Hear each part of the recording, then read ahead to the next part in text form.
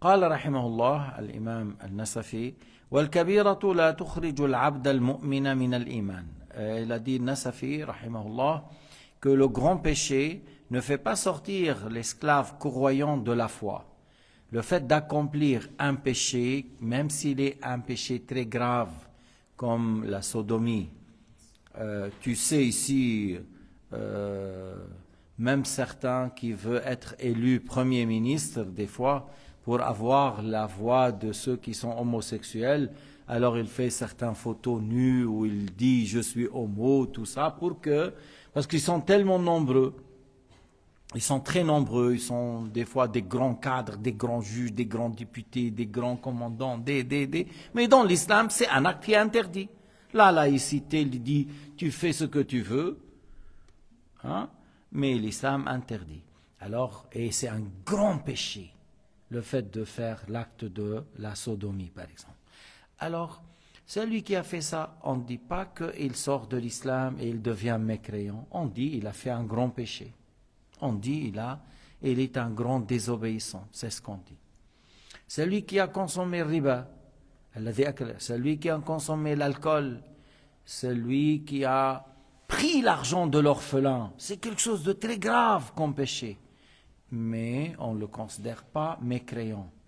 Tant qu'il n'a pas dit halal.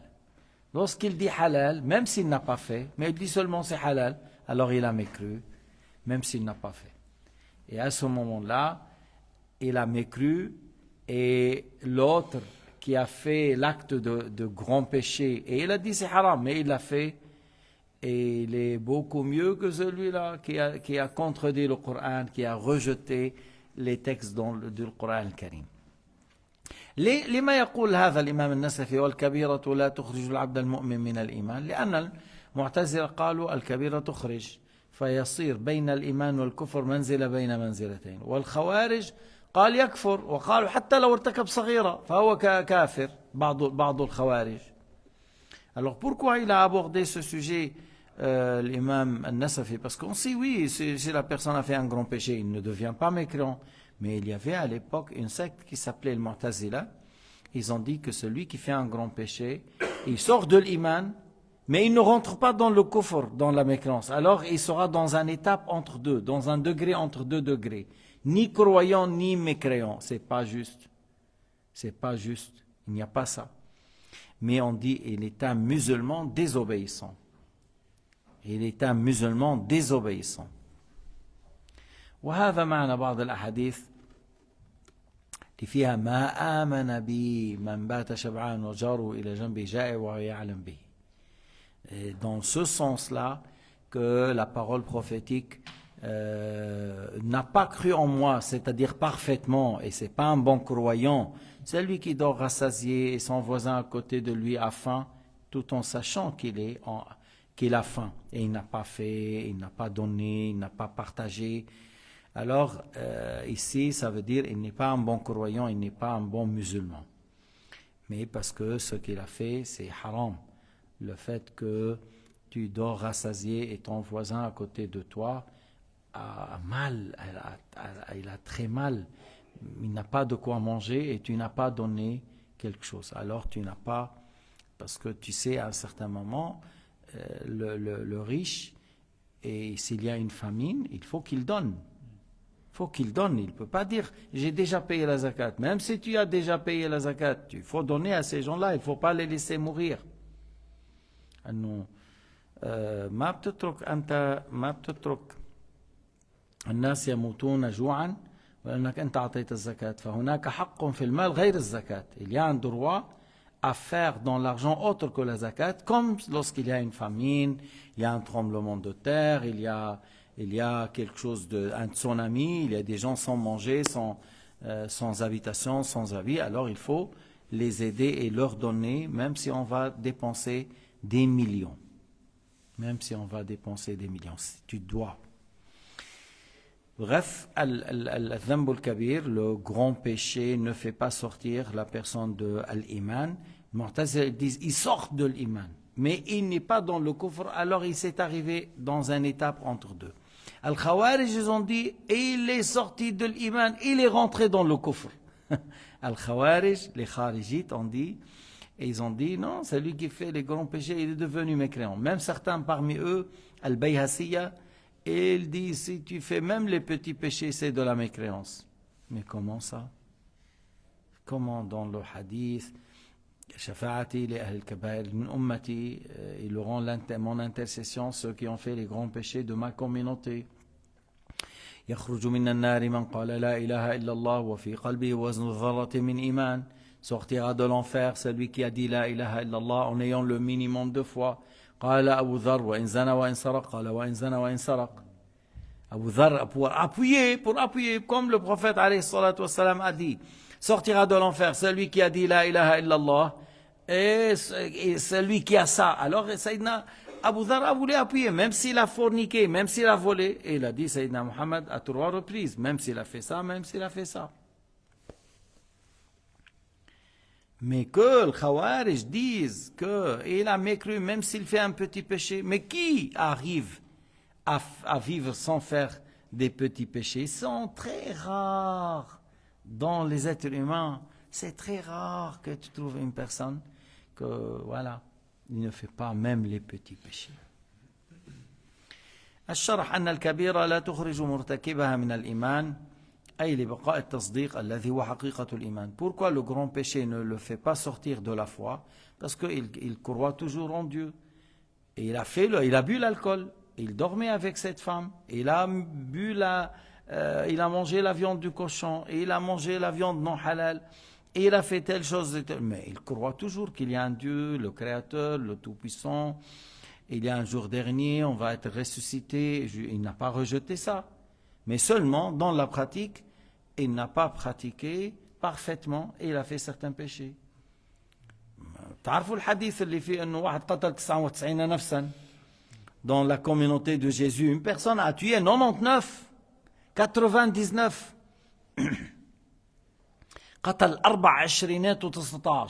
من الرجال. Il a tué 99 hommes.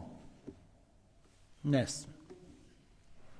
بعدين خطر باله انه il a voulu dire je veux me repentir, est-ce que je peux? On lui a indiqué quelqu'un بس هذاك ما كان عنده علم انه روح عند فلان, mais il n'avait pas assez de connaissances. Il lui a dit non, tu peux pas. Atalo. Et il a complété 100. Il a tué et il a complété 100 chiffres ronds. Moi j'aime les chiffres ronds, mais pas comme ça. Dans le bien, mais pas pour compléter. J'ai tué 99, il me reste un, alors on tue un pour compléter. Non, dans cela, il ne faut pas courir dans les chiffres ronds, dans les harams, dans les péchés. Bref, il a dit, indiquez-moi un autre. Ils ont été, et ils l'ont dit, va vers telle personne. Et c'était un vrai savant. Il lui a dit, qui t'empêche? Qui t'empêche d'avoir la repentance? Mais sors de ta ville où tu es, parce qu'il a dit, c'est des gens mauvais, tu fréquentes des gens, tu vis avec des gens qui sont méchants, qui ne sont pas bien. Va vers tel endroit, il y a des gens pieux, tu fais l'adoration chez eux, et sur la route est mort, et par la suite, les anges de la clémence l'ont pris. Okay? Alors pour dire, comment on peut dire, il a mécru, et les anges de la clémence l'ont pris? Alors il ne faut pas dire que le fait de commettre un péché, grand ou petit, c'est de la mécréance tant que la personne ne l'a pas déclaré licite et halal. Lorsqu'on déclare le péché halal, et pourquoi ça devient de la mécréance? Parce que par ça, la personne a rejeté les textes, que ce soit dans le Coran ou la Sunna. Ou c'est comme, lorsqu'il le déclare halal, c'est comme il dit, le prophète Mohammed a menti, il n'a pas dit juste. C'est comme il attribue le mensonge au prophète lorsqu'il dit, ça c'est halal, ça veut dire le prophète n'a pas dit juste. Alors c'est lui qui rejette les textes mais croit. Mais celui qui fait des péchés tout le long de la vie, même s'il a vécu 3 siècles, il vit toujours dans le haram avec une femme sans mariage et toujours il mange la viande haram, toujours il boit l'alcool. 3 siècles, sans jamais dire halal. Et il est mort, sans se repentir. Inna Allah la yaghfiru an yushraka bihi wa yaghfiru ma duna dhalika liman yasha. Moins que la mécréance, Allah pardonne à qui il veut. Même 50 ans, Allah pardonne à qui il veut. ولا يخاف من أحد. Il n'a peur de Allah, ne craint personne. فإنهم أن مرتكب الكبيرة إن مات قبل التوبة ليس كافر. Ils ont prétendu, le Mu'tazila, que celui qui est mort en ayant des grands péchés sans se repentir, alors ils ont dit, n'est pas un croyant, n'est pas un mécréant, il est entre les deux. وقالوا ولكن مخلد في النار. Ils ont dit, il est dans l'enfer éternellement. Ils ont dit, il est dans l'enfer éternellement, que celui qui fait un grand péché. Celui qui a fait un grand péché sans se repentir mérite l'enfer, mais pas éternellement. Et Allah pardonne à qui il veut. Mais celui qui est mort en ayant des grands péchés, un grand péché ou plusieurs, il mérite d'être châtié. Mais Allah pardonne à qui il veut. الذي مات وعنده كبيرة أو كبائر ولم يتب منها يستحق أن يعذب في النار لكن الله تعالى يغفر لمن يشاء. فإذا هم قالوا بمنزلة بين المنزلتين. Ils ont dit une étape entre deux, un degré ou une étape entre deux degrés. Il n'est pas croyant, il n'est pas mécréant, il est entre les deux. C'est pas juste, il n'y a pas ça. Il y a le croyant, il y a le mécréant. Dans le croyant, il y a le pieux et il y a le non-pieux et il y a les saints, voilà. Et dans les mécréants, on dit voilà les mécréants. Le moins châtié aura des braises du feu sous les pieds et ça, la chaleur arrive jusqu'au cerveau. Mais ils sont tous éternellement dans l'enfer. Et il y a ceux qui sont dans le profondeur de l'enfer qui seront châtiés beaucoup plus que celui-là. Yani les gens dans l'enfer, ils ne sont pas tous au même châtiment. Pas du tout. أهل الجنة في الجنة درجات في الرقي والعلا وأهل النار في الدركات في النزول والهوي على حسب الكفر وشدته والمعاصي والظلم. Ça dépend dans quelle sorte de mécréance, l'athéisme ou celui qui croit que le monde est Dieu. C'est parmi les plus durs châtiments pour les mécréants, ces gens. Et après encore les péchés et l'injustice. هذا الذي يقتل أطفال غزة. في ناس اليوم صار عراسنا بالزمانات بوش. Il nous a troué les oreilles. Bush parle terrorisme. Hu Abu, les deux grands terroristes dans l'époque qui ont passé, dans le siècle qui ont passé. Mais actuellement, vous vous rendez compte, il y a des gens dans les sionistes, chez les juifs sionistes là, il y a des gens qui disent « Oh, il faut qu'on tue les enfants ». Il y a un député en Amérique, il a dit « Il faut qu'on lance une bombe nucléaire ». Mais Ben Laden, c'est un terroriste, mais il n'est pas arrivé à ce niveau. Il est terroriste, Ben Laden ou Zarqawi, mais ils n'ont pas arrivé au terrorisme américain, là. Il veut lancer une bombe. À Gaza, les autres, là, ils disent, mais ils veulent tuer même les enfants, ils le disent en voix haute. Mais ils sont où les politiciens en Europe qui dénoncent ces criminels par leurs propos? Pourquoi il y a toujours du commerce, de business, vendre des armes, tout ça? Mais d'après vous, vous aimez les enfants et vous défendez la femme? Ou les enfants de Gaza ne sont pas parmi les enfants de l'être humain, des êtres humains? Ou les femmes à Gaza ne sont pas par les femmes parmi les êtres humains? C'est les grands hypocrites. C'est des grands hypocrites. المنافقون بكل ما تعني الكلمة منافقون يتكلمون عن بالإرهاب إذا كان بيعني المسلم دوخونا ils nous ont tous les jours ils parlent table ronde ils discutent de ça mais parler de ce que ces gens-là ils disent il faut qu'on tue les enfants ils tuent les enfants et l'autre il veut voilà tuer tout ils sont en train de faire des génocides ils veulent transférer 2 millions mais c'est quoi ça? Vous avez fait l'Holocauste et Hitler et vous êtes en train de faire comme lui, c'est quoi ça?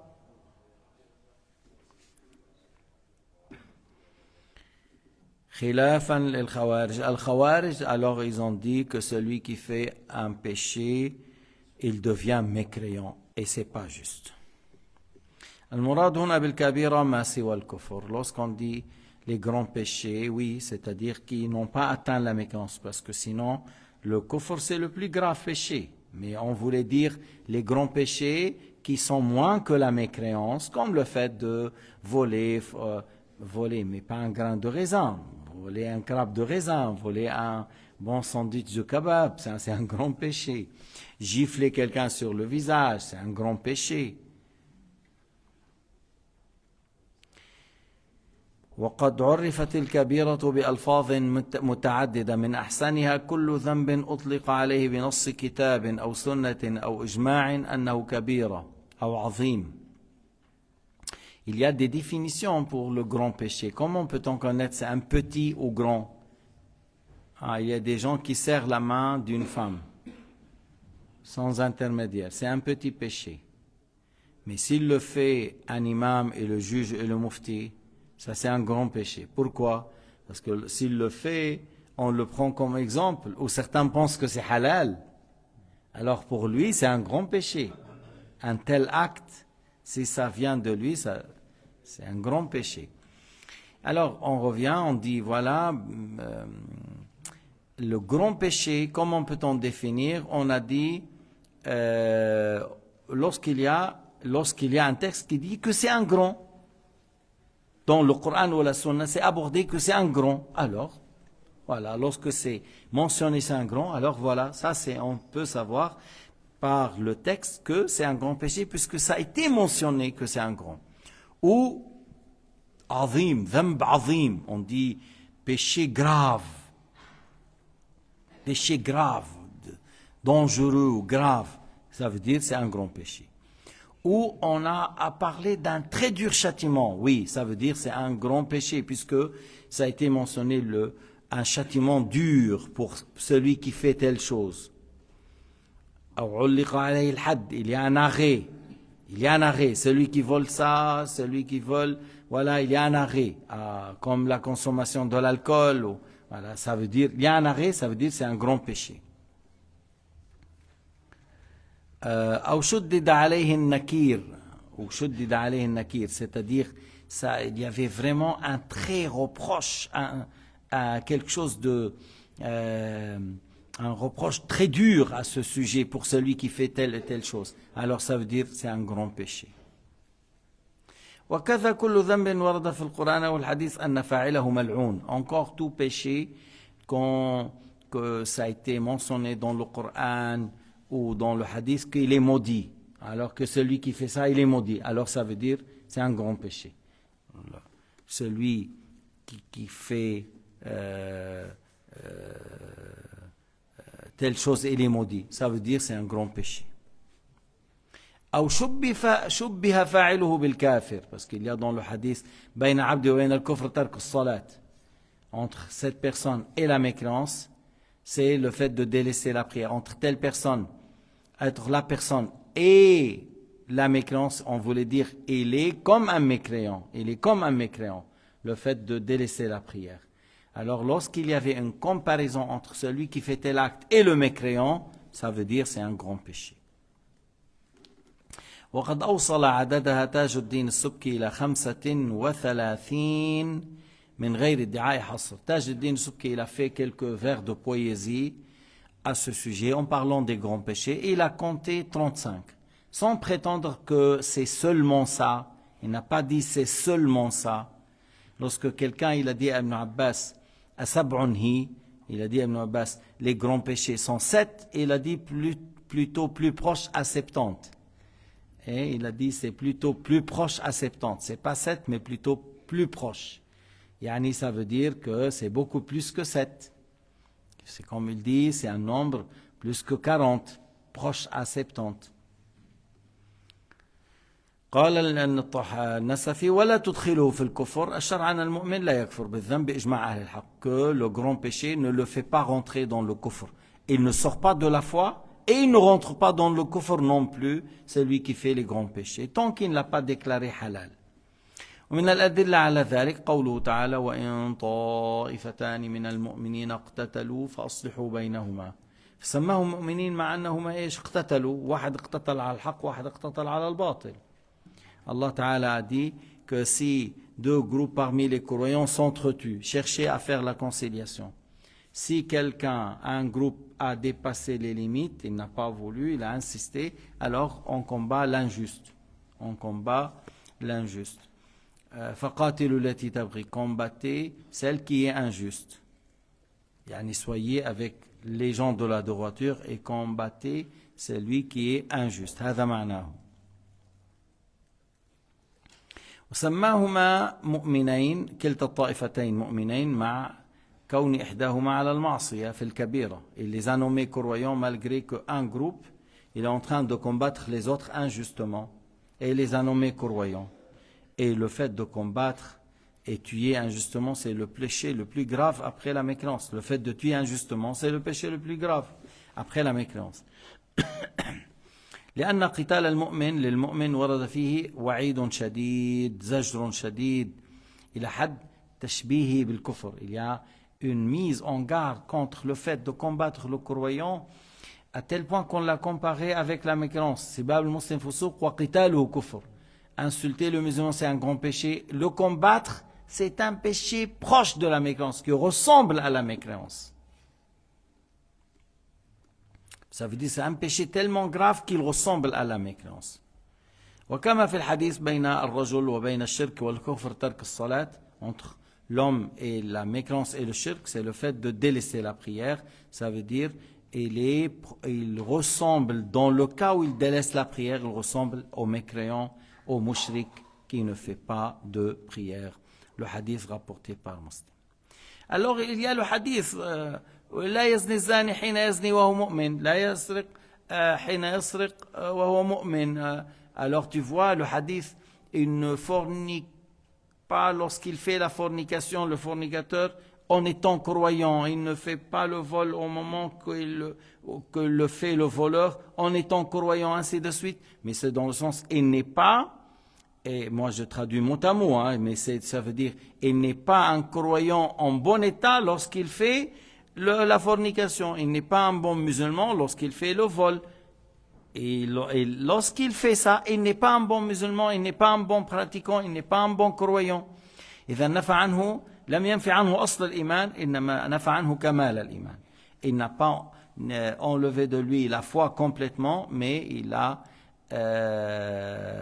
voulu dire qu'il n'est pas en bonne croyance lorsqu'il fait tel et tel péché. هذا معناه.